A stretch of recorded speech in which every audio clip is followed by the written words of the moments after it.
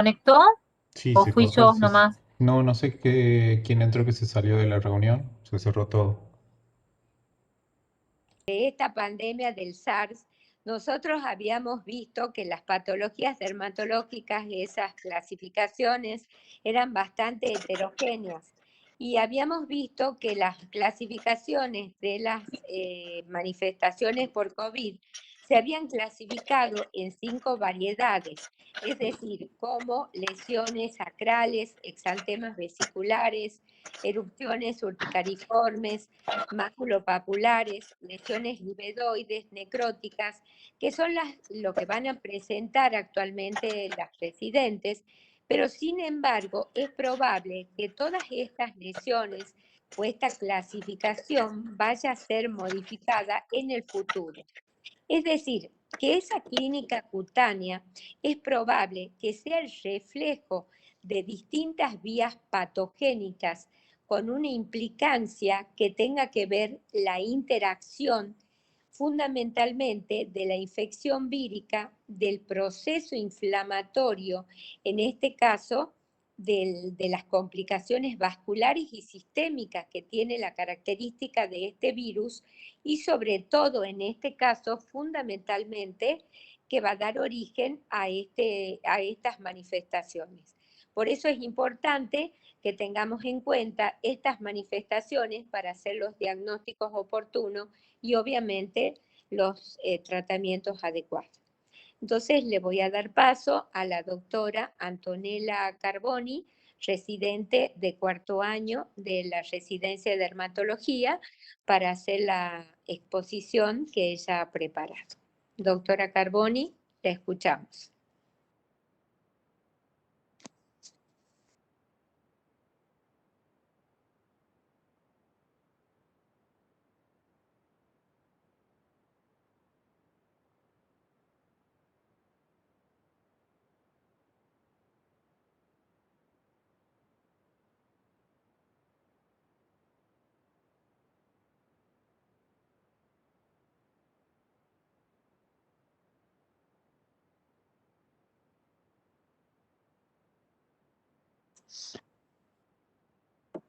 Están con el micrófono apagado.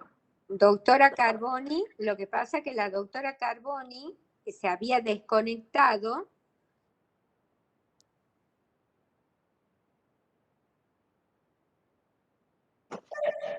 Ahora sí nos pudimos conectar. Ahí está.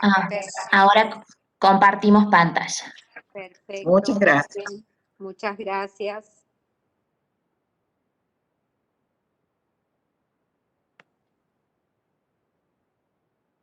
No cierres eso.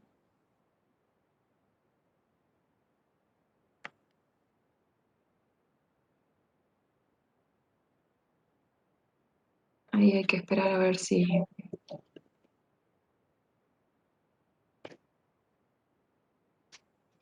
Minutitos o unos segundos hay que esperar hasta que se comparta. Sí, sí. hasta que se cargue.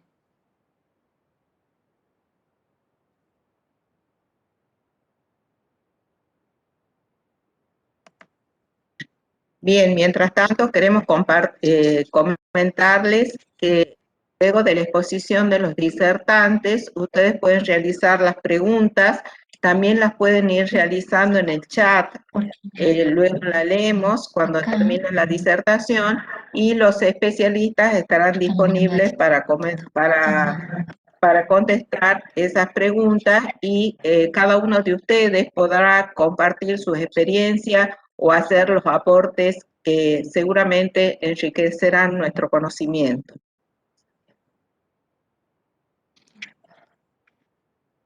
Por otro Me lado, encanta. también le vamos... Sí, Normi, perdón, te interrumpí, no, seguí. No, está bien, adelante.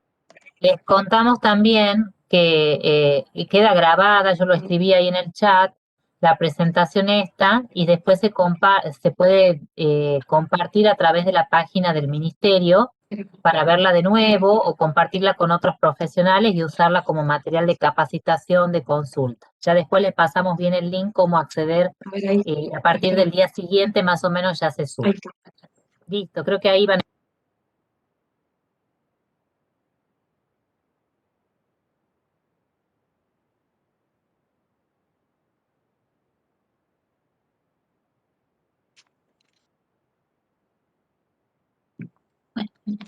Bien.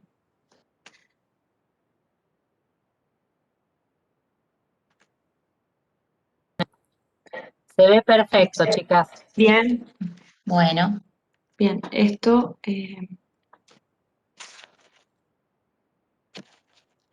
con la flechita nada más. bien, espera que... Bien.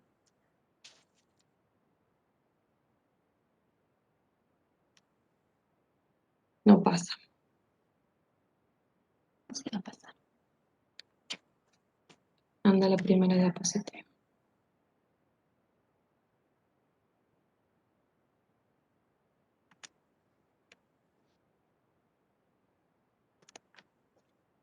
Pasó muy rápido. Disculpen, tenemos problemas con, parece que es internet. Vuelve para atrás.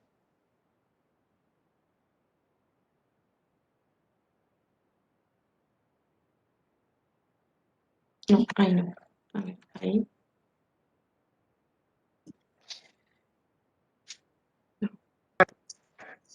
Veo que sí pasan las diapos, chicas. Sí, está pasando. Bien. Perfecto.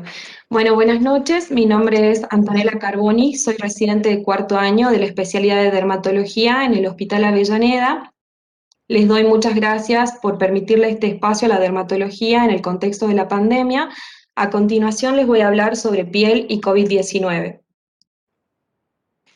Sabemos que el SARS-CoV-2 es un virus que se disparó a finales del 2019 en la ciudad de Wuhan, China, y que en un comienzo se vio que estuvo relacionado con afecciones del aparato respiratorio sobre todo, pero a lo largo del tiempo se fue observando que producía afección multiorgánica. Entre estos se reportó con una frecuencia del 20% manifestaciones cutáneas asociadas. Estas se vieron antes, durante y después de la infección por COVID.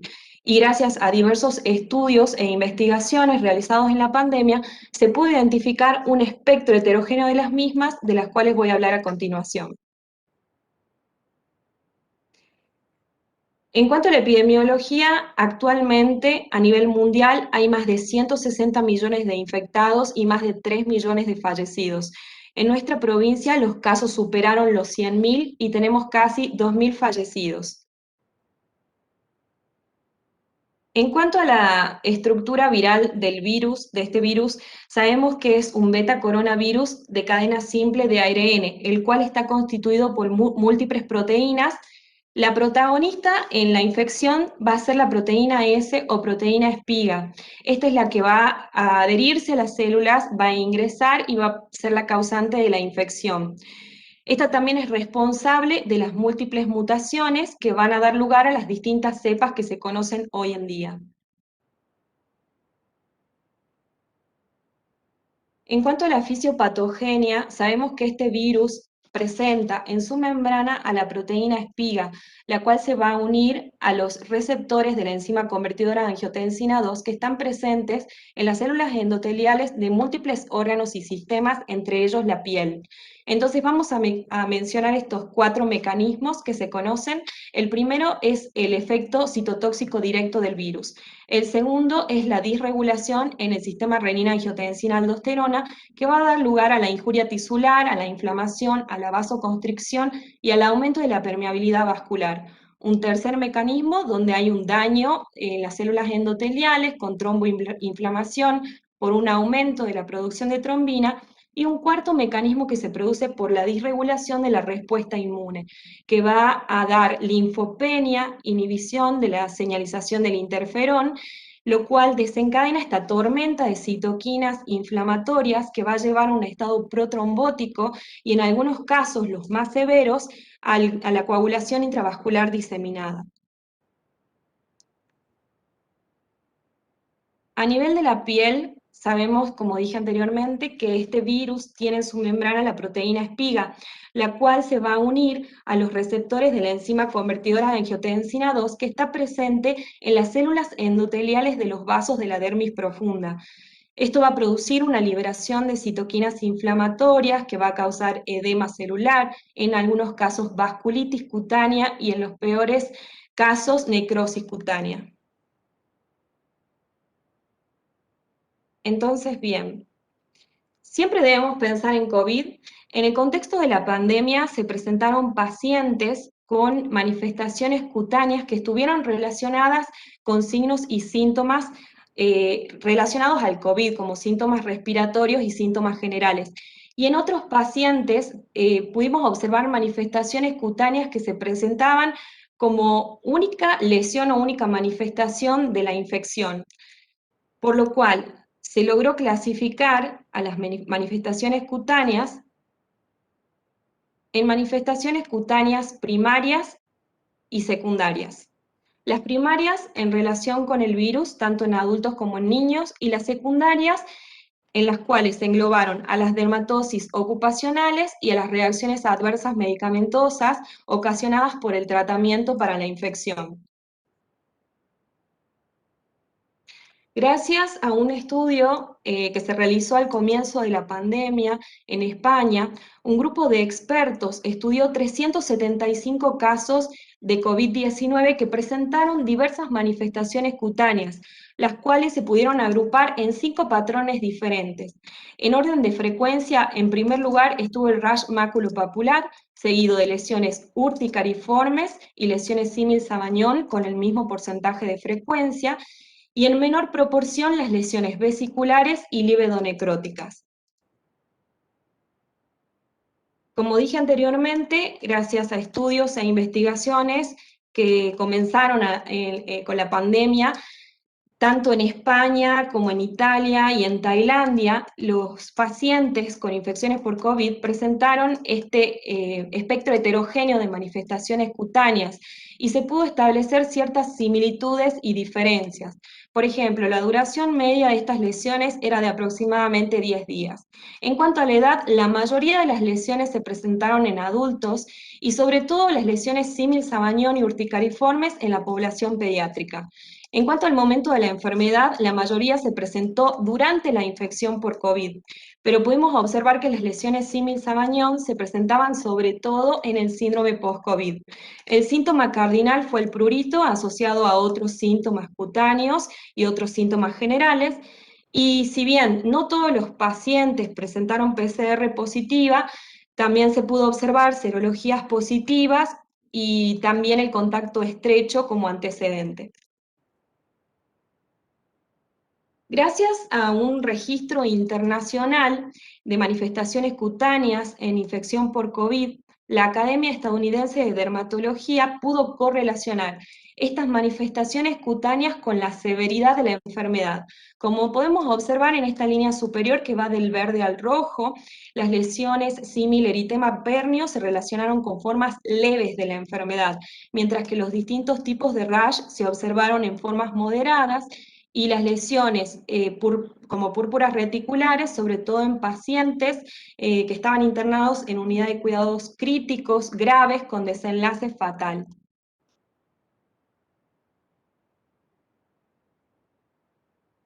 Bueno, a continuación voy a hablar de los distintos tipos de manifestaciones cutáneas primarias.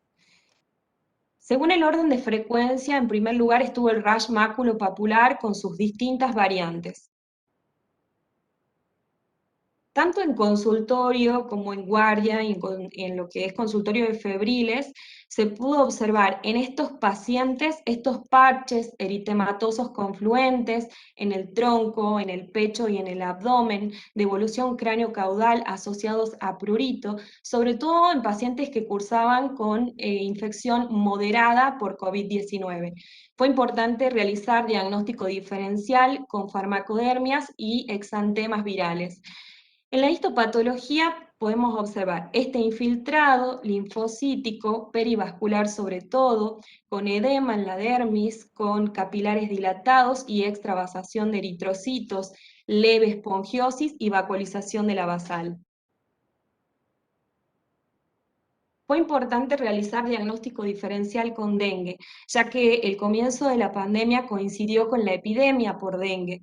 En estos pacientes que se nos presentaron en el servicio, pudimos observar que compartían clínica y laboratorio similar, por lo cual fue importante realizar un interrogatorio exhaustivo y pedir estudios complementarios pertinentes.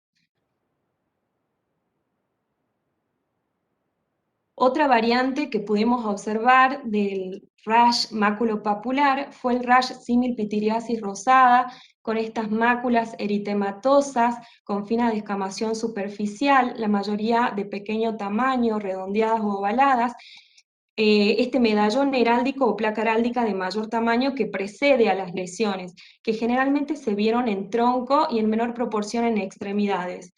Estos pacientes nos remedan al exantema de la sífilis secundaria, por lo cual fue importante realizar diagnóstico diferencial con esta entidad.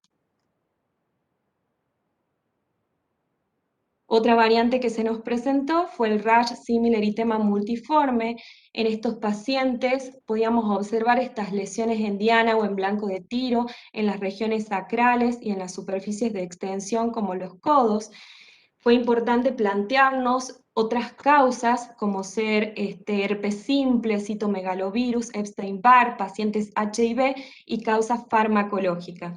En la histopatología podemos observar este infiltrado inflamatorio linfocítico que oscurece la unión dermoepidérmica como una dermatitis de interfaz con vacuolización y leve espongiosis, con edema de la dermis, también algunos eosinófilos de disposición intersticial.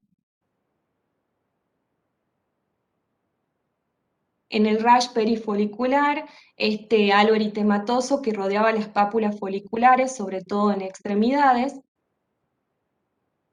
Y por último, la última variante de rash fue el rash perifolicular, este rash purpúrico petequial, perdón, con estas placas eritematoviolaceas en tronco, en extremidades y en nalgas. En orden de frecuencia, seguido del rash maculopapular, encontramos las lesiones similurticarias. En estos pacientes podíamos observar estas placas eritematoedematosas confluentes en el tronco, en la cara y en las manos, asociadas a prurito intenso, sin angioedema, sobre todo en formas moderadas de la enfermedad, y en algunos casos como primera manifestación de la infección sin otros signos y síntomas acompañantes. Fue importante realizar diagnóstico diferencial con urticaria de causa alérgicas y otros exantemas virales. En la histopatología podemos observar este infiltrado linfocítico superficial y profundo, con edema de la dermis y eosinófilos de disposición intersticial. Con el mismo orden de frecuencia se presentaron las lesiones símil-Sabañón. Podemos observar en las imágenes estas placas eritematoedematosas en el dorso y en la cara lateral de los pies. También se presentaron en manos, en talones, de distribución asimétrica, asociadas sobre todo a dolor más que a prurito. Se vio en formas tardías en el síndrome post-COVID y sobre todo en la población pediátrica. Sabemos que el eritema pérneo es una vasculopatía inflamatoria que tenemos la causa primaria y secundaria. En la causa primaria se produce por una respuesta inadecuada al frío, y en las causas secundarias debemos descartar colagenopatías como SAF, lupus y fenómeno de Raynaud. En la histopatología podemos observar este infiltrado inflamatorio linfocítico, perivascular y periglandular, con edema intenso de la dermis y, como podemos observar en la flecha, edema endotelial con trombosis focal en los capilares de la dermis profunda. Luego le siguieron las lesiones vesiculares, símil varicela, con un 9%. En estos pacientes se pueden observar estas vesículas monomorfas, hemorrágicas de pequeño tamaño, distribuidas sobre todo en tronco y en menor proporción en extremidades, en algunos casos extendidas y en otros casos limitadas. No se observó afección mucosa y estas lesiones curaron sin dejar cicatriz, a diferencia de la varicela. En la histopatología podemos observar estas vesículas intraepidérmicas, supravasal, las cuales se acompañaron de células disqueratóticas y células binucleadas con halo periférico, que hablan del efecto citopático viral. Le continuaron con menor frecuencia las lesiones líbedo-necróticas. En estos pacientes se observaron estas líbedo-necrosis en las extremidades, en algunos casos transitorias y en otros casos que evolucionaron a gangrena seca. se observó en estos pacientes alteraciones de la coagulación en el laboratorio, por lo cual decimos que son secundarias a oclusión microvascular. Pacientes que tuvieron mal pronóstico con una mortalidad del 10%. En la histopatología se podía observar una vasculopatía de pequeños vasos con estos trombos arteriales oclusivos en la dermis profunda.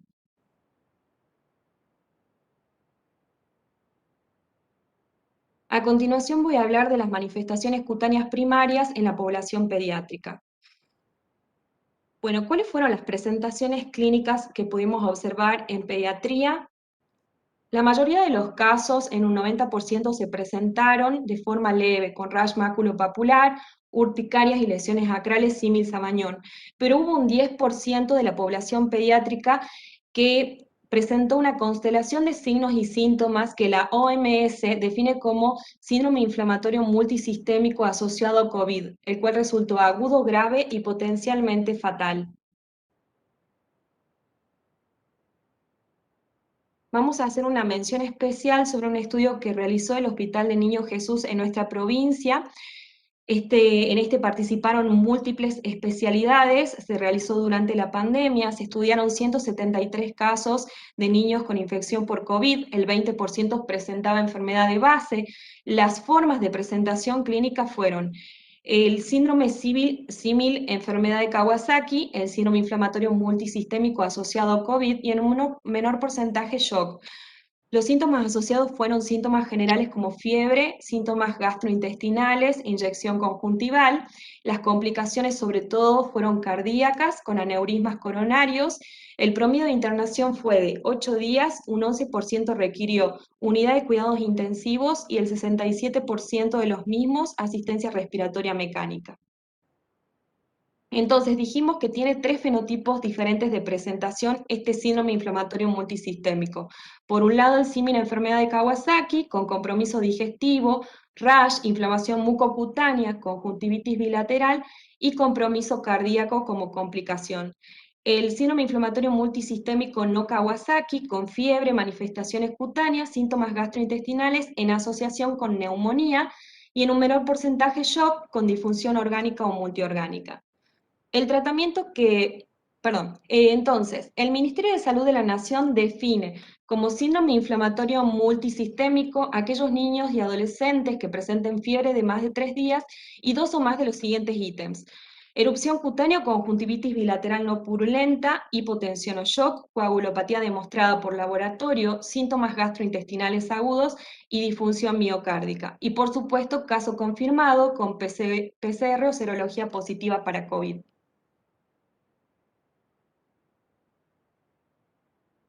El tratamiento que se instauró en estos pacientes con síndrome inflamatorio multisistémico fue gamma-globulina, corticoides con pulsos de metilprednisolona, ácido acetilsalicílico y enausaparina, en casos graves antiinterleuquina 1 como la anakinra y en algunos casos el uso de inotrópicos.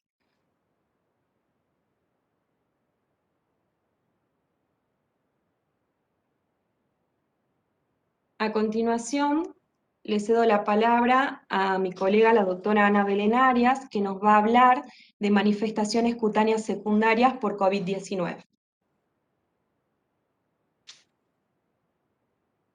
Bueno, muy buenas noches. Mi nombre es Ana Arias, soy residente de segundo año de la especialidad de dermatología en el Hospital Avellaneda, y yo les voy a hablar un poco acerca de las manifestaciones cutáneas secundarias que se han podido ver en el contexto del COVID-19. Estas están englobadas en las dermatosis ocupacionales, que están asociadas al uso de EPP y al lavado de manos, y las reacciones adversas medicamentosas cutáneas por el tratamiento por COVID. Bien. En primer lugar, tenemos las dermatosis ocupacionales, denominadas así porque estas están asociadas al uso prolongado de los equipos de protección personal y al lavado continuo de las manos.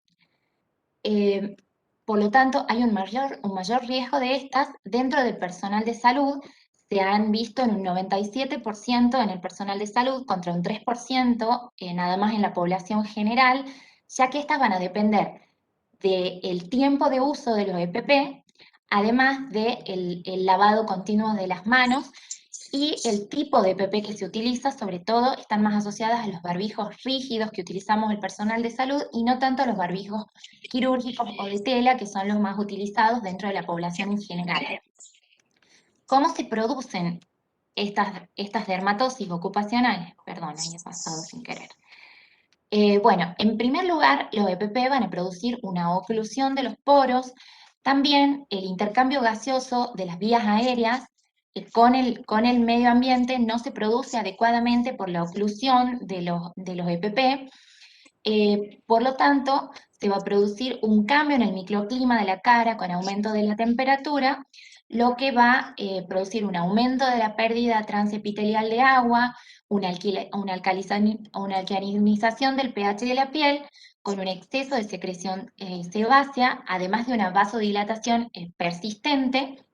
Todo esto va a alterar la microbiota de la piel normal, que está constituida por bacterias, hongos y parásitos. Estos van a tener un ambiente óptimo para proliferar, y cuando se produzcan pequeñas lesiones por el uso prolongado del EPP, estos pueden ingresar a la piel y producir infecciones. Las dermatosis ocupacionales se han agrupado en tres tipos. En primer lugar, las exacerbaciones de las dermatosis preexistentes, las dermatitis irritativas y alérgicas de contacto, que se han dado principalmente en cara y manos, y las lesiones traumáticas por roce y presión. En cuanto a esto, existe un estudio realizado en China Occidental sobre 407 profesionales de la salud que utilizaban las mascarillas N95. De todos estos profesionales que han participado del estudio, un 50% ha referido problemas en la piel. Principalmente, un 85% de estos han referido exacerbaciones de enfermedades cutáneas preexistentes.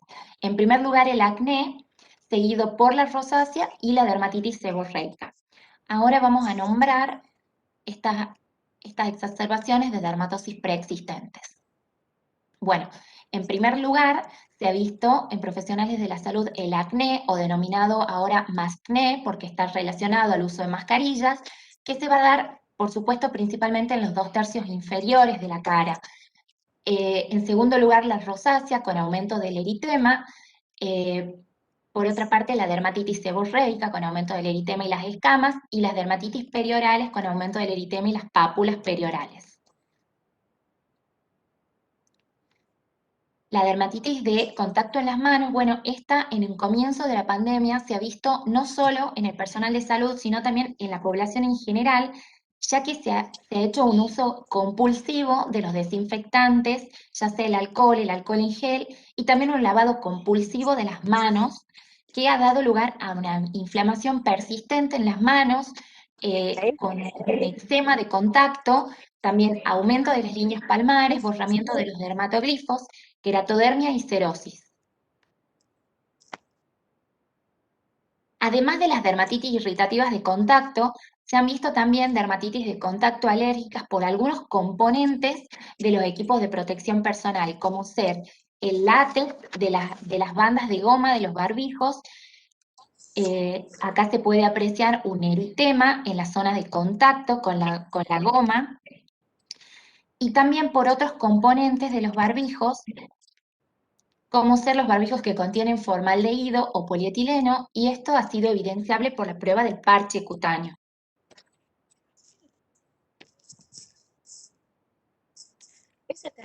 Otras lesiones. Alguien tiene el micrófono abierto.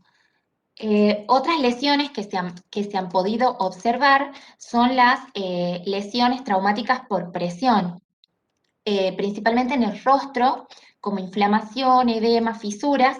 Estas son resultado de la presión prolongada en los sitios de apoyo de barbijos y cofia, como ser el puente nasal, la región malar y la frente. Bueno, ahora, ¿cómo prevenir estas dermatosis ocupacionales? El Grupo de Trabajo de Cicatrización de Heridas de la Sociedad Argentina de Dermatología elaboró una serie de recomendaciones para prevenir las dermatosis ocupacionales en el personal de salud. En cuanto a limpieza, se recomienda el uso de agua fría o tibia y los jabones hipoalergénicos o los Sindex. También se recomienda el uso de alcohol en gel por encima del uso del alcohol líquido, ya que este contiene glicerina. En cuanto a hidratantes y emolientes, se recomiendan aquellos que contienen siliconas y ceramidas, y también productos de origen mineral como la caléndula, malva, manzanilla y avena. En cuanto al EPP, se recomienda retirar cada 4 horas y todos los descartables tirar. Los de tela se recomienda el lavado diario. Cuando existe alergia al látex, lo que se recomienda es el uso de guantes de vinilo o de nitrilo.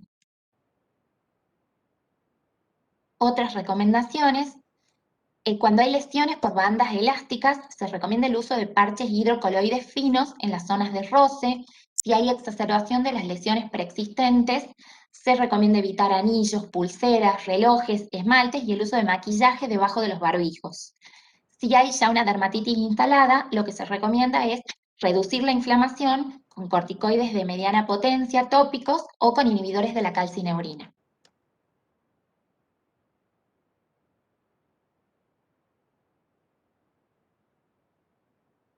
Ahora vamos a pasar a hablar un poco sobre las reacciones adversas medicamentosas cutáneas al tratamiento para COVID. En primer lugar, vamos a mencionar las reacciones adversas medicamentosas por corticoides, ya que sabemos que la corticoterapia forma parte de la terapéutica en los pacientes con COVID, muchas veces a altas dosis y por periodos prolongados de tiempo. Por lo tanto, se han visto reacciones adversas medicamentosas, las ya conocidas a los corticoides, como las cardiovasculares, las hematológicas, y las del eje hipotálamo hipófisis adrenal, y también se ha podido apreciar, sobre todo nosotros en consultorio y en las salas de internación, más que nada asociadas a internación, las lesiones en piel producidas por corticoides. Estas son el acné monomorfo, entre las que hemos podido ver, los intertrigos, la foliculitis y las tiñas. También se han podido observar lesiones mucosas. Recordemos que este virus es un virus mucotrópico que puede lesionar las mucosas produciendo ageusia, digeusia y también daño en la integridad de las mucosas, provocando diferentes manifestaciones como papilitis, glositis, estomatitis, y la candidiasis oral, que está principalmente asociada al uso de aerosoles inhalados como los beta 2 o los corticoides inhalados. También se han podido ver farmacodermias o reacciones de hipersensibilidad a fármacos, entre las que hay un caso reportado en un hospital alemán de un paciente que ha presentado una enfermedad por COVID grave, ha requerido asistencia respiratoria mecánica y se le ha dado tratamiento con remdesivir endovenoso. Recordemos que este ha sido uno de los primeros antivirales utilizados dentro de esta pandemia. Este paciente, a los 15 días de tratamiento con remdesivir, desarrolló un exantema macular eritematoso en el tronco con una afectación más pronunciada de las axilas, la región inguinal y la región submentoniana, por lo que se determinó que este cumplía criterios para el exantema intertriginoso y flexural relacionado con drogas, ya conocido en dermatología, del cual existen 100 casos reportados y la mayor parte de estos han sido asociados a amoxicilina y cefalexina. También hemos podido observar herpes zóster durante la pandemia en mayor cantidad de casos, sobre todo de cuadros atípicos, y estos se creen que pueden estar asociados a la linfopenia.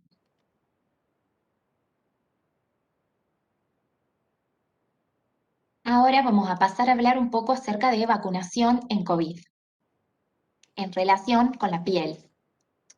Perdón, vamos a hablar primero de síndrome post-COVID.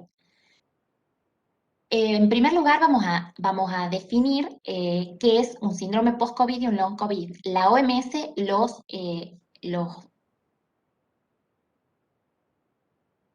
diferencia entre long COVID, que es un estado en el que el paciente no retorna a la normalidad y continúa con síntomas de COVID luego de las 4 a 12 semanas. En cambio, el post-COVID es un síndrome que se desarrolla luego de las 12 semanas, que nos va a dar secuelas en diversos órganos y esta van a ser una constelación de diversos síntomas, de los cuales la mayoría no tenemos una correlación clínica o histopatológica, sino que son síntomas subjetivos que refiere el paciente.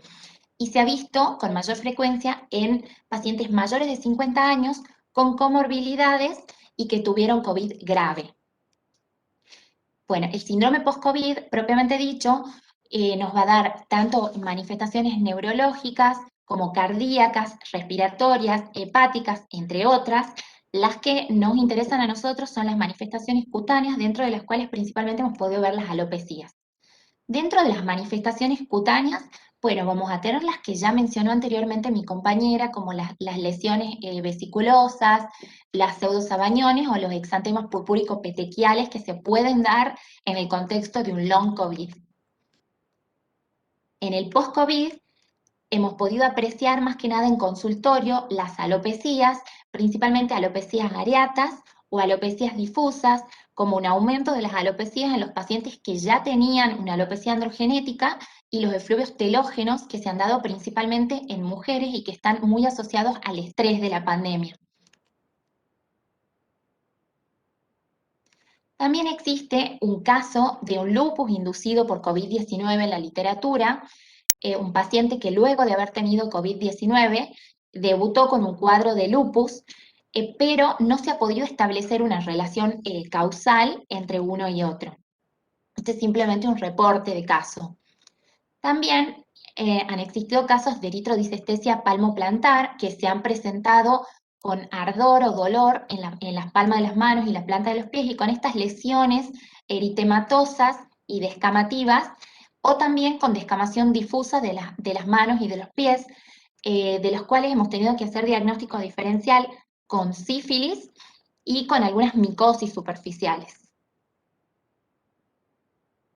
También se ha presentado el síndrome símil de Sweet. El síndrome de Sweet ya lo conocemos en dermatología, está principalmente asociado a infecciones de las vías respiratorias o a fármacos, pero se ha podido también ver casos del síndrome de Sweet en pacientes luego de haber tenido COVID, con estas placas eritemato infiltradas, principalmente en cintura escapular y en la cabeza.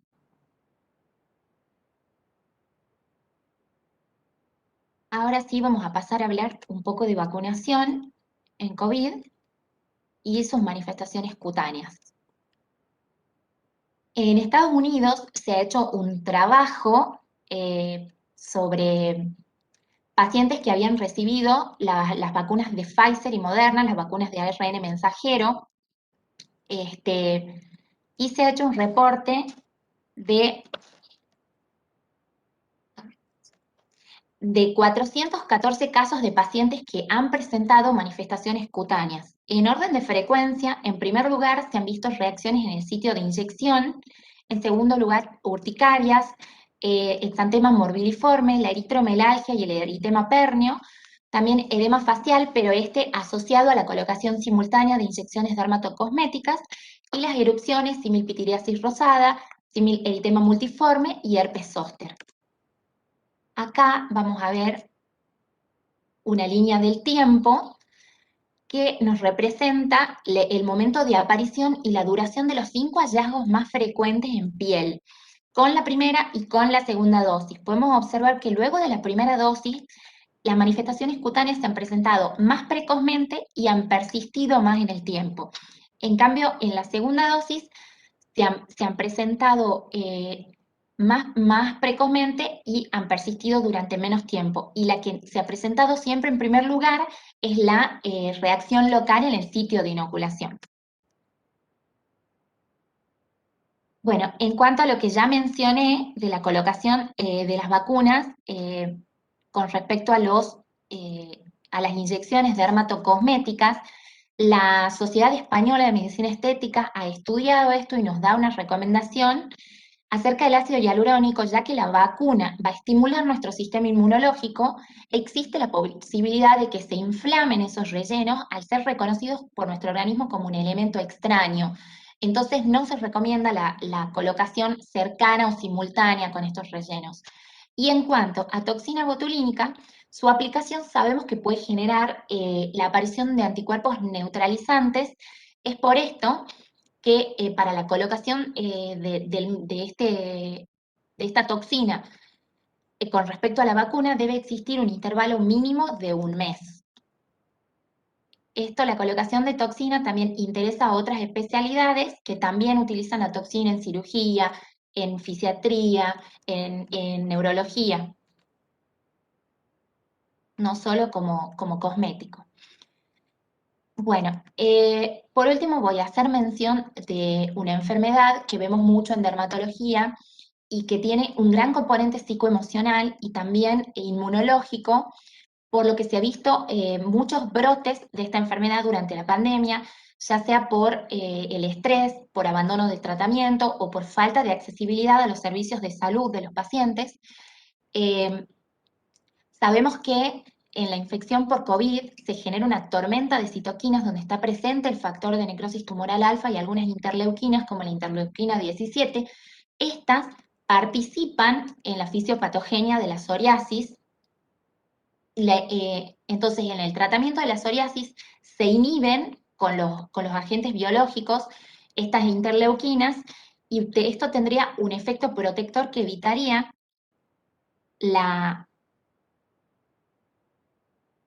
perdón, me apareció una ventana emergente, que evitaría esta tormenta de citoquinas en los pacientes con psoriasis. Ahora vamos a hablar sobre vacunación en la psoriasis. No puedo pasar ahora.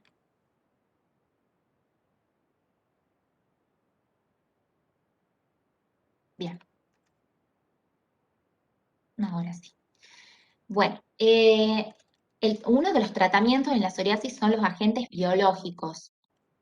Se sabe ahora que los agentes biológicos no son contraindicación para las vacunas de ARN mensajero y tampoco para las vacunas de virus inactivados que estén en tratamiento con biológicos o metotrexato. Por lo tanto, se consideran seguras en pacientes que están tratados para psoriasis.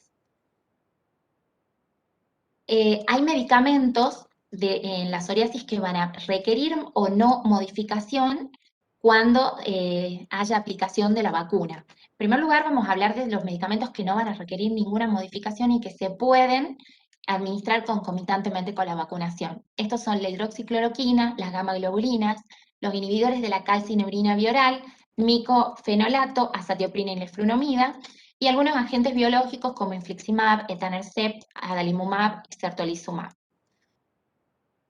Medicamentos que sí van a necesitar modificaciones de acuerdo a la aplicación de la vacuna, tenemos el metotrexato, que se recomienda suspender una semana antes y después de cada dosis de vacuna.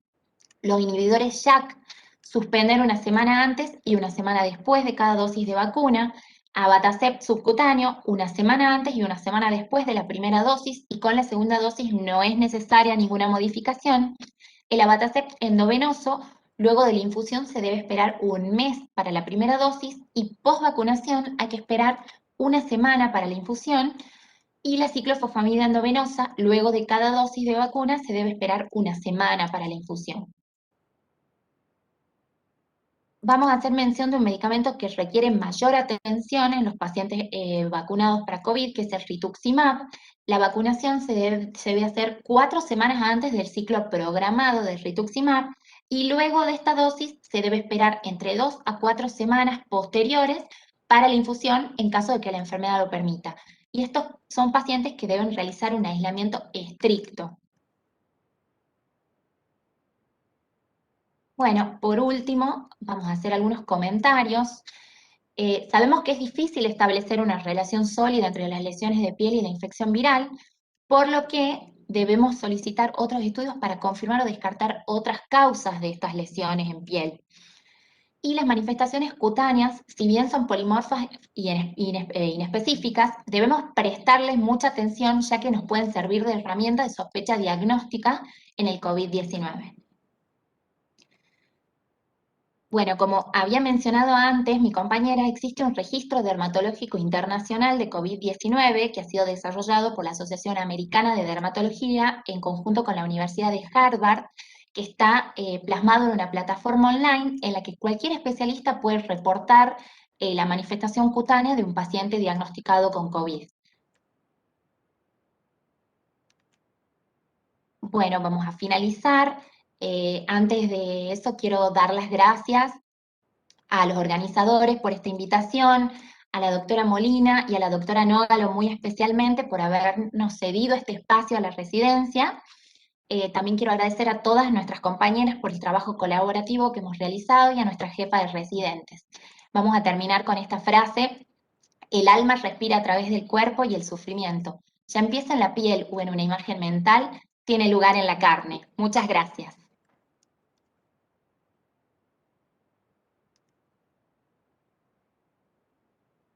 La verdad que excelente, chicas. Les agradecemos nosotros a ustedes, a la doctora Molina, a la doctora Nógala, a todo su equipo y a ustedes, chicas, que han hecho que han disertado. Nos han enseñado un montón. Creo que esta dermatología, estas lesiones, cruzan casi todas las especialidades, así que es algo para difundir y que enriquece. Y también la convocatoria que han tenido, ¿no? Porque el tema y ustedes mismos que deben haber convocado a sus compañeros, sus profesionales, que lleguen a otras provincias, eso es muy bueno. En el chat, muchísimas felicitaciones de varios, lo han gracias. explicado. Sí, Me alegro mucho muchísimas que se... felicitaciones. Sí, Silvia, decí.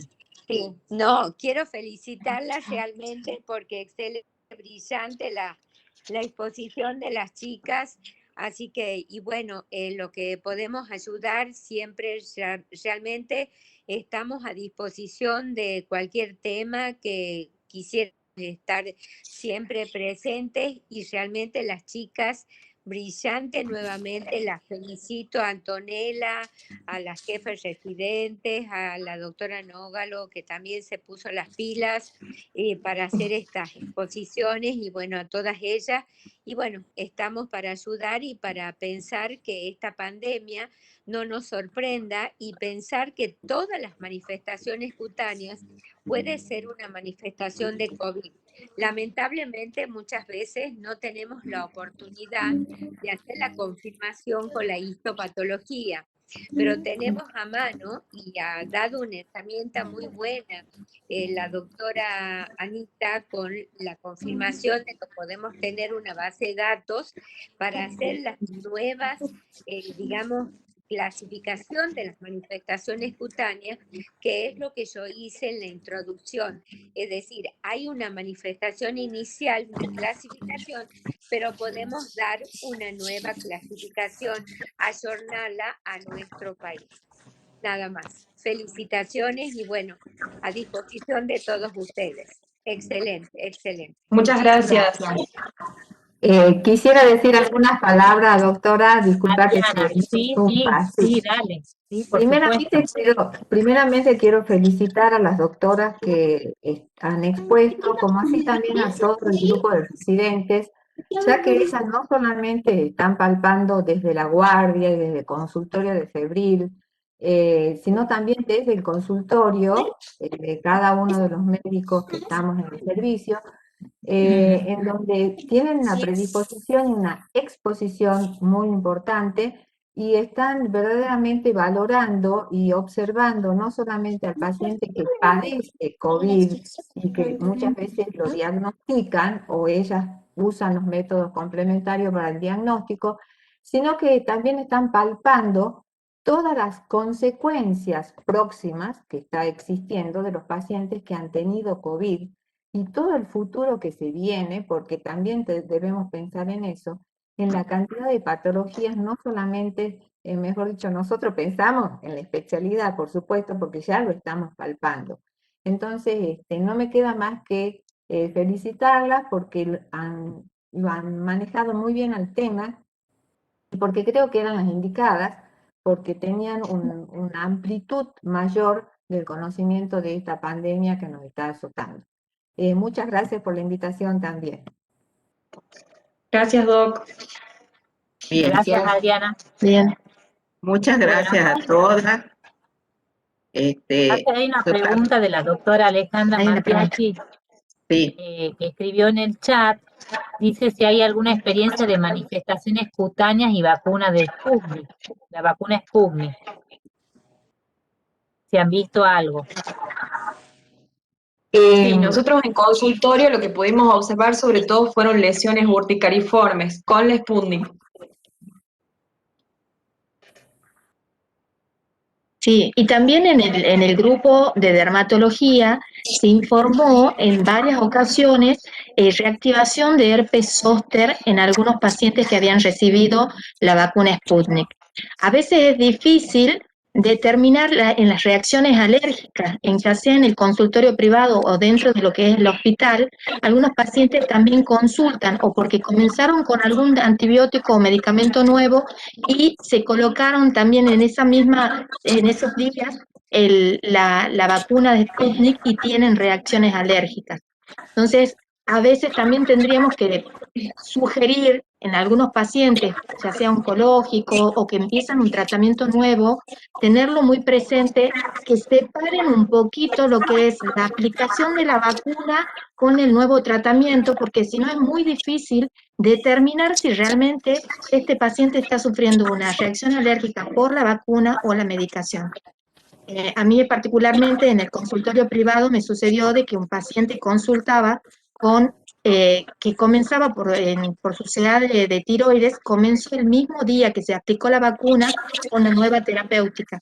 Entonces, continuar con la medicación para su patología oncológica o indicar nuevamente la segunda aplicación de la vacuna a veces resulta difícil, ya que no hay un estudio específico que pueda determinar cuál es la causante.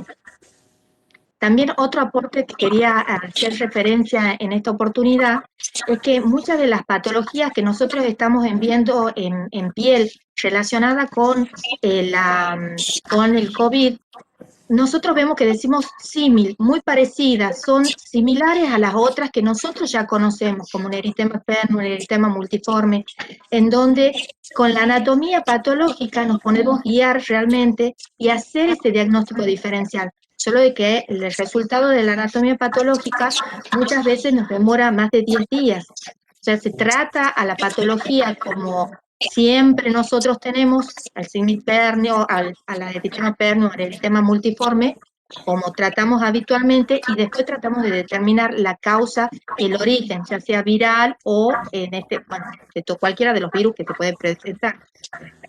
Hay más preguntas también en el chat. Yo voy a... Hay un comentario de la doctora Terranova que dice respecto al uso de Botox y al ácido hialurónico, que es bastante frecuente y las pacientes no lo informan, motivo por el cual no se le hace la recomendación que corresponde en cuanto al espacio de tiempo que debe ocurrir entre la administración de estas drogas y la administración de la vacuna. Bueno, yo por mi parte, por supuesto que las felicito a todas. Es un excelente trabajo en equipo, las residentes muy bien guiadas por sus directores y subdirectora. Y realmente cada vez estoy más sorprendida con esta patología porque también nos ha permitido interrelacionarnos con diferentes especialidades. Con Silvia, que ya llevamos 16 Ateneos, Silvia, creo que aprendimos bastante y logramos realizar un intercambio y además el acercamiento a otras profesiones que por ahí quizás uno las ve más distantes. Por lo menos si vemos el medio vaso lleno, podemos decir que el COVID nos ha unido en el trabajo multidisciplinario. Así que, bueno, excelente. Yo les quería preguntar en cuanto a este tipo de lesiones ocupacionales, digamos, las lesiones térmicas que se producen por el uso de EPP, si ustedes lo han visto con mucha frecuencia en el personal de salud y cuáles fueron las lesiones más frecuentes que vieron. Sí, sí lo hemos visto. Principalmente lo que más hemos visto son la dermatitis irritativa de contacto en las manos. porque realizamos mucho lavado de manos, sobre todo los profesionales que estamos en la parte de COVID, asignados a COVID, ya sea consultorios de febriles o salas, y también terapia intensiva. Nosotras, por lo menos por nuestra parte, que estamos en consultorio de febriles, lo hemos podido observar mucho entre nosotras mismas y el resto de nuestras colegas, las dermatitis irritativas por el lavado de manos, por el uso de la clorexidina, que la usamos muy frecuentemente, y mucho utilizamos el alcohol líquido, más que el alcohol en gel. Más que el alcohol en gel, sí. Bien. Que sí, ha sido lo que más hemos visto. Además, algunas lesiones en puente nasal, cuando también hacíamos hisopado utilizábamos mucho los barbijos N95 y hemos visto las lesiones por presión, sobre todo en el puente nasal. Eso en segundo lugar. Sí, realmente el respirador N95 que tiene buen ajuste, uno tiene 2 horas puesto y queda con todo marcado. Me imagino cuando son más horas de uso. Bueno, sé que hay participantes. Sí, perdón. Perdón.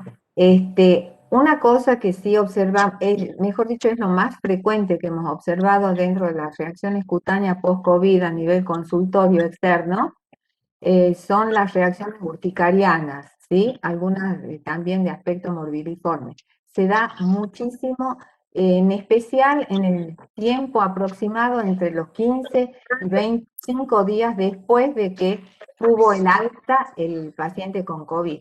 Hoy, por ejemplo, fue una embarazada que tuvo COVID y también con urticarias y todos relacionados, vuelvo a repetir, en ese tiempo aproximado aparecen estas lesiones. O sea que en el consultorio externo también seguimos viendo, o mejor dicho, vemos las consecuencias del COVID, ¿no? Entonces, es algo que hay que tener en cuenta porque ahora son urticarias, vuelvo a decir, luego vamos a tener patologías mucho más importantes. Así que yo creo que piel también está afectada y mucho por este bendito virus. Gracias nuevamente.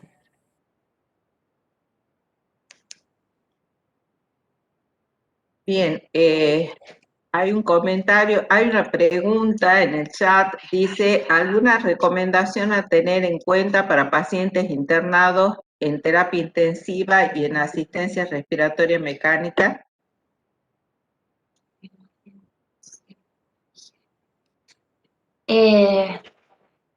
Bueno, principalmente la higiene es fundamental.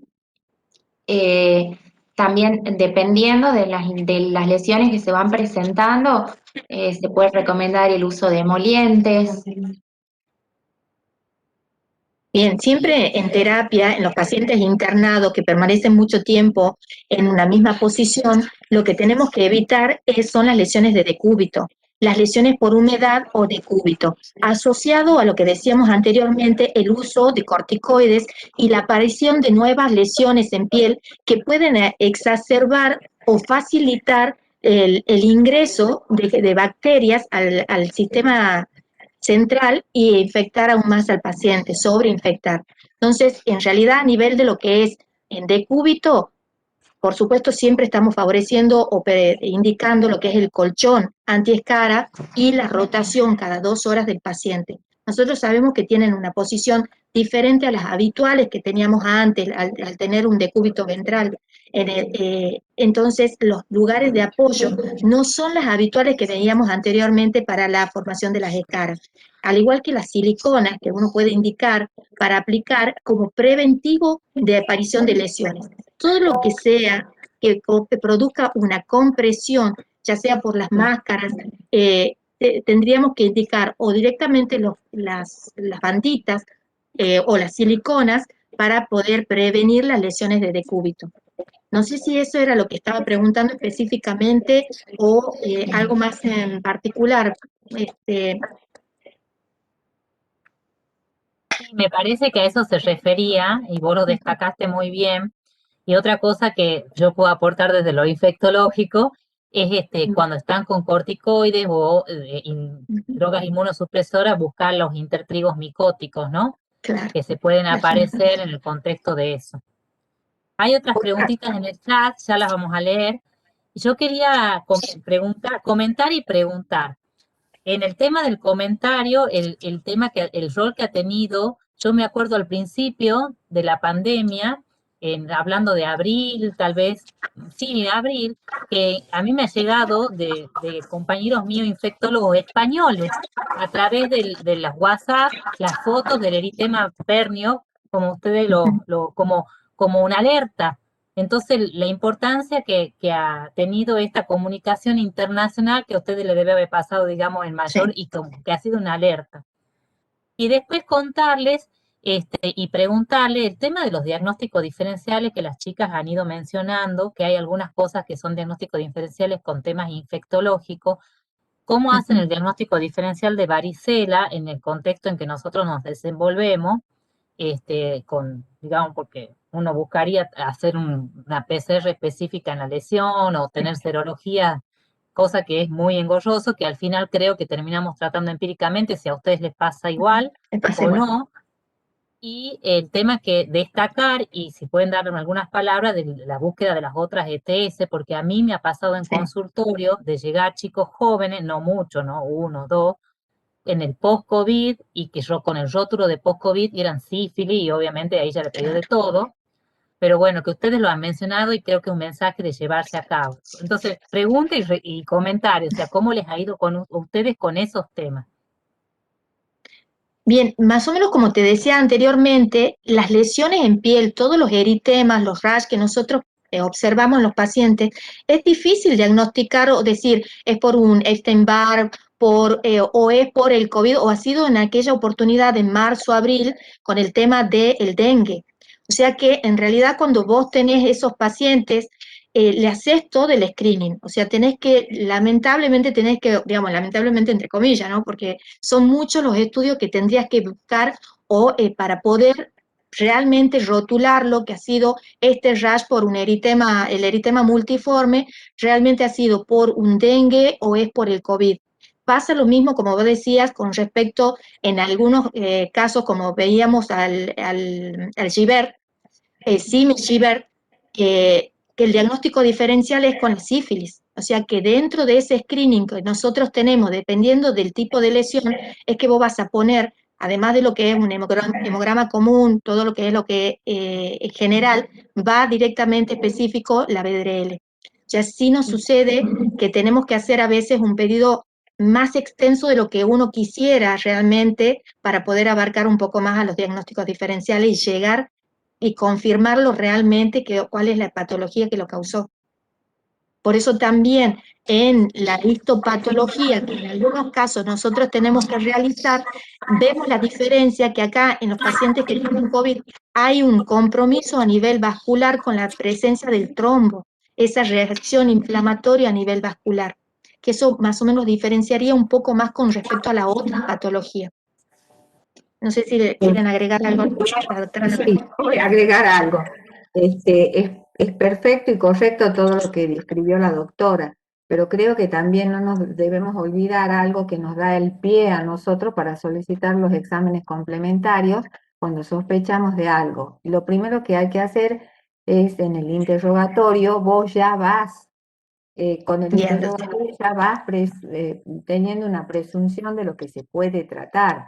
Si bien ahora con lo del COVID tratamos, no es que hacemos la consulta rápidamente, sino que en estos casos, por supuesto, nos detenemos, investigamos más de tomas de droga, de modalidad de vida, si tuvo COVID, si no tuvo COVID, etcétera, etcétera. Entonces recién pasaríamos a todo el eslabón que acaba de mencionar la doctora. O sea, de que piel no es ver solamente, como todo el mundo lo considera. Piel es escuchar, razonar, pensar en diagnósticos y recién pedir los estudios complementarios. ¿Bien? Normita, creo que nuestra modalidad de evaluar un paciente a partir del COVID cambió totalmente, porque antes teníamos la idea de que un eritema nodoso era tuberculosis o era, qué sé yo, o era un estreptococo hasta que se demuestre lo contrario. Bueno, actualmente no. Entonces, actualmente nos valemos de un screening y ya tenemos un protocolo, es decir, para hacer los elementos desde la biopsia, desde PCR, es decir, ya tenemos un bagaje de elementos de laboratorio y no nos quedamos únicamente con lo simple, sino que ya tenemos un laboratorio un poco más complejo.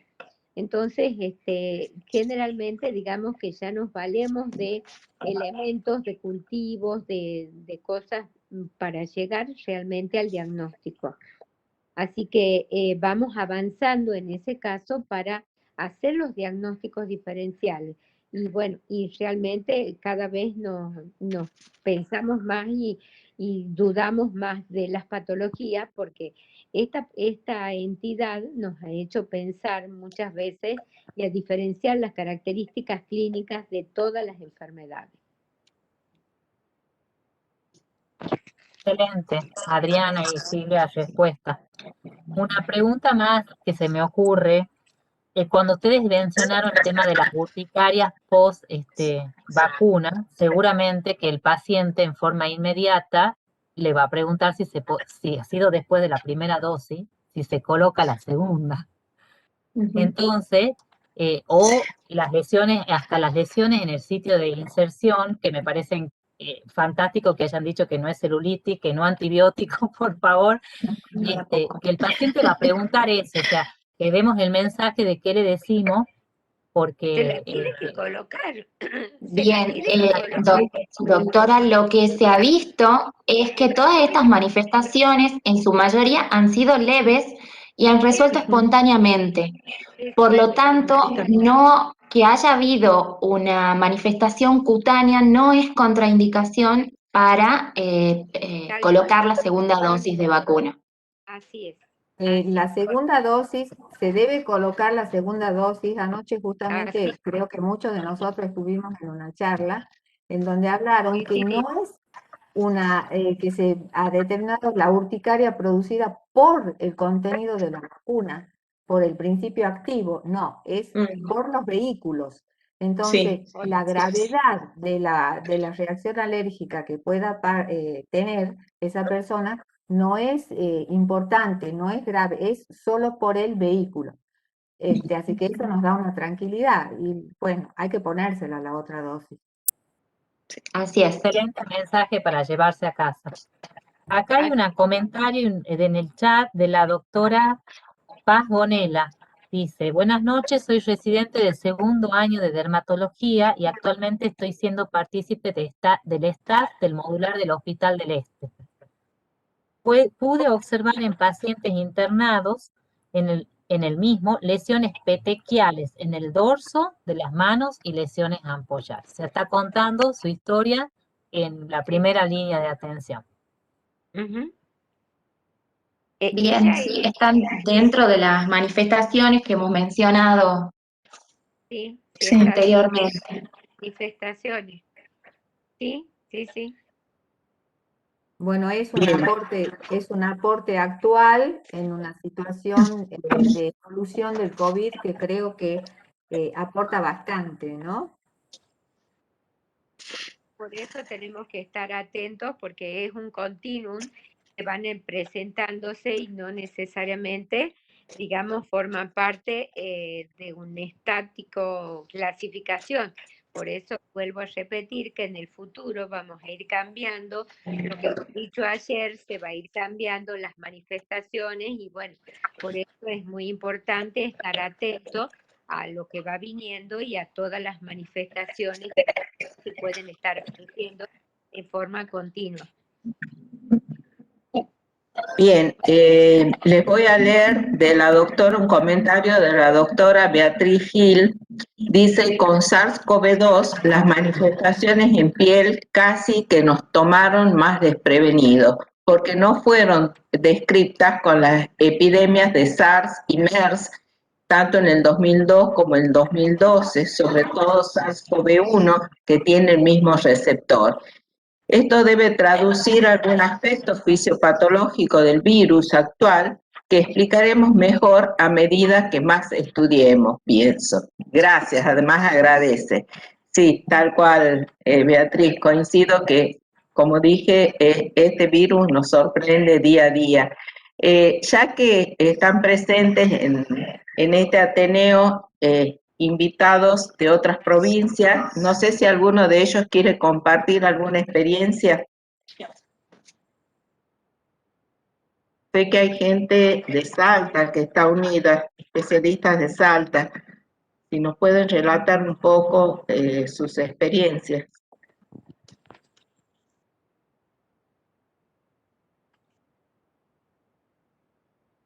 Bueno, Bueno, mientras se animan, una cosa para Ana, digamos. que le voy a pedir que si puede dejar de presentar para que el departamento de capacitación pone su flyer de cómo tienen que buscar el Ateneo. Y otra pregunta para todo el panel, que hasta que se anime, si sale de lo de Salta les doy la palabra, pero mientras tanto yo escuché en un congreso de español que habían reportado que justamente los dermatólogos habían visto que a raíz de que las personas tenían mucho miedo de consultar con el tema de que todo era COVID y el susto que tenía, se demoraron en consultar problemas de piel propios y que hubieron un retraso en la consulta de tumores con situaciones más graves y que están tratando de Lo leí. difundir esa información. Me llamó mucho, me asustó porque digo, esto va a pasar en todas las especialidades, así como yo veo cosas que antes no veía, tal vez a ustedes les Sí. esté pasando una situación similar. Sí, yo leí uno de los artículos publicados por España en donde hacía justamente la mención y lo dividía en fases de cómo la primera fase nos había choqueado a todos y cómo eso nos evitó que podamos hacer una consulta en forma precoz y retrasó la consulta al dermatólogo y el inicio de tratamiento.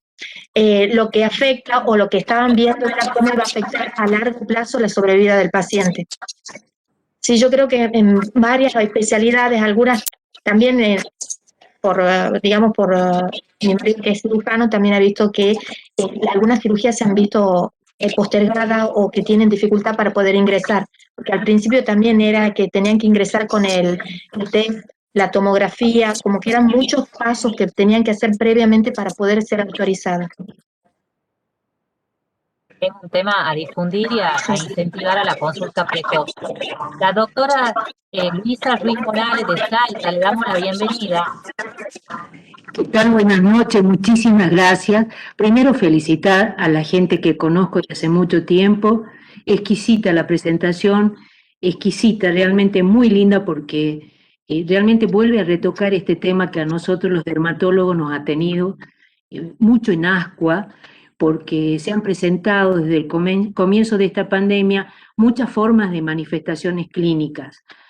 Las doctoras que expusieron en forma muy precisa cada una de las patologías, sobre todo cuando se trata de las primeras manifestaciones del COVID, que he tenido oportunidad en la parte privada de verlas, sobre todo pacientes que venían del exterior que pudieron regresar a nuestro país después de hacer la cuarentena y comenzaron con manifestaciones de urticaria, que lógicamente al volver de otro país como ser de España, a pesar de que haber tenido los hisopados negativos, cuando llegaron a mi provincia se les vuelve a hacer el hisopado y da positivo. Excelente, excelente, realmente me refrescó, me pone muy contenta de tenerlo cerca.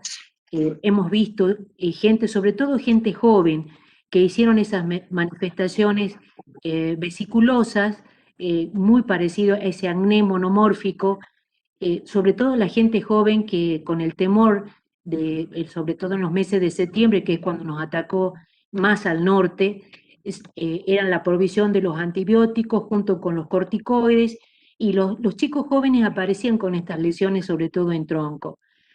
He tenido también la oportunidad de ver ya en pacientes que estaban con asistencia respiratoria graves las manifestaciones de este tipo de lesiones realmente de necrosis muy importantes, y en niños, sobre todo, no sé si está alguna colega que esté en el hospital de niños, pero sí han habido consultas de pediatras sobre todo en los niños que aparecían pequeños de 10 meses con estos eritemas pernios en la manito, que como dijeron las doctoras, era más común de ver en la gente, en los niños sobre todo. Gracias a Dios por el momento de todas estas manifestaciones que hemos tenido, hemos podido salir con altura. Estoy muy orgullosa de los argentinos porque el dermatólogo argentino estamos haciendo valer muchísimo la importancia que tiene desde el comienzo hasta el long y el post-COVID, porque siguen apareciendo. En estos momentos creo que la consulta más grande, sobre todo en mi provincia, que las estamos pasando casi un 70% mejor, la población está mayormente vacunada, las consultas son por las reacciones en el lugar de la vacunación, el temor que la gente tiene en la primera dosis y cuándo sería la aplicación de la segunda dosis. Los dermatólogos tenemos las consultas de los pacientes que están haciendo tratamientos biológicos, que como bien refrescaron las doctoras, cuánto tiempo tenemos que esperar desde la aplicación de su medicamento de base a la aplicación de la vacuna. Y yo creo que si la doctora Boom, que está en ORAM, si ella tiene alguna experiencia o ha sentido nombrar cómo se vio de complejo en esta zona del noreste de nuestra provincia la asociación entre el dengue y el COVID. Muchas Así gracias. es. Hola. Sí. Sí, doctora, adelante. Elida, tiene la palabra. Hola, buenas noches a todos. Bueno, yo en una zona mucho más tropical, también me pareció interesantísima la charla, sumamente didáctica y entretenida, pero sí un desafío que se nos presenta, sobre todo acá en el norte, es la alta incidencia que hay con dengue. Entonces, bueno, un poco al principio se complicaba bastante esto. Ahora estamos con un nuevo brote de dengue mucho más alto de COVID, pero bueno, sí, nos agarró sorpresivamente lo que decía la doctora anteriormente, y bueno, una vez más vuelve a tomar protagonismo nuestra especialidad, y bueno, destacar esto de que nos podemos ahora, la pandemia nos ha servido para esto, creo, para poder tener mayor capacitación, tener mayor acceso, ¿no? Porque tenemos que destacar que la poder conectarnos mucho más que antes, que era presencial, ¿no? Eso también, sobre todo para nosotros que estamos como un poco alejados y que nos costaba mucho más viajar para capacitarnos, destacar eso, sobre todo, y bueno, uno siempre puede aprender. Muchas gracias por estar y bueno, por poder participar. Gracias, doctora, por sus comentarios.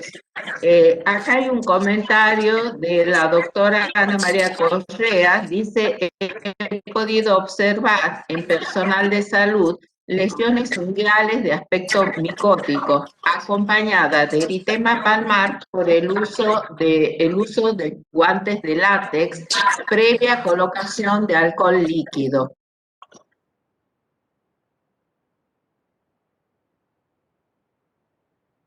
Claro, la combinación del látex con el uso del alcohol líquido. Bien. Sí, eso, sí, doctora. Marita, lo que pasa que habitualmente el alcohol, no hay que usar el alcohol líquido. Habitualmente no se tienen que hacer diluciones o no se lo prepara el alcohol en la dilución que se debe usar. Y el alcohol líquido no es lo que se debe usar, hay que usar al 60%. Entonces muchas veces lo usan a proporciones o no es la adecuada. Entonces menos irritante el alcohol en gel. Entonces a veces son formas caseras o son formas que no son las adecuadas y bueno, eso es lo que provoca la irritación. Perfecto. Bien, bueno, creo que estamos en condiciones de ir cerrando. Bueno, muchísimas gracias. Les agradecemos a todos a Bueno, todos los que han participado con sus comentarios, a los que han preparado la presentación, por supuesto, a quienes lo han dirigido y a todos los que nos han enriquecido, la verdad, con el conocimiento. Acá tienen en esta placa el link para que ustedes puedan acceder a todos los ateneos, o sea, este es el sitio en el que ustedes pueden acceder a los ateneos que quedan grabados, todos los ateneos quedan grabados, así que ustedes pueden compartir este link para el resto de sus colegas. Bien, ¿algo más, Silvita? Sí, comentarles que el próximo Ateneo vamos a tener un invitado internacional, en principio si todo sale bien, así que los invitamos a unirse. Es un médico infectólogo tucumano que vive en Estados Unidos, así que eso por un lado. Y por otro lado, destacar dos cositas que han comentado las doctoras de Salta en cuanto a los diagnósticos diferenciales. El tema de que esto se va a volver también una más de las famosas infecciones de la medicina del viajero, ¿sí? Cuando ahora estamos en plena pandemia, pero después se va a reubicar en alguna situación. Y el diagnóstico diferencial de la zoonosis, como el tema del dengue, ¿no? Que esas cosas van a quedar instaladas, así como hemos dicho, el diagnóstico diferencial de las ETS, de la zoonosis, se va a ir buscando y va a ir interrelacionando la especialidad de ustedes tan plurimorfa y tan transversal con todas las demás especialidades. Así que bueno, agradecerles y el mensaje que nos llevamos todos a casa es fantástico. bueno, Así que muchas creo gracias. que ha sido el objetivo logrado, chicas. Muchas gracias. Muchísimas Buenas gracias. noches. Buenas noches. Muchas Buenas gracias. noches, muchas gracias. Muchas gracias para ustedes. Buenas noches. Hasta luego. Chao, hasta luego. Gracias.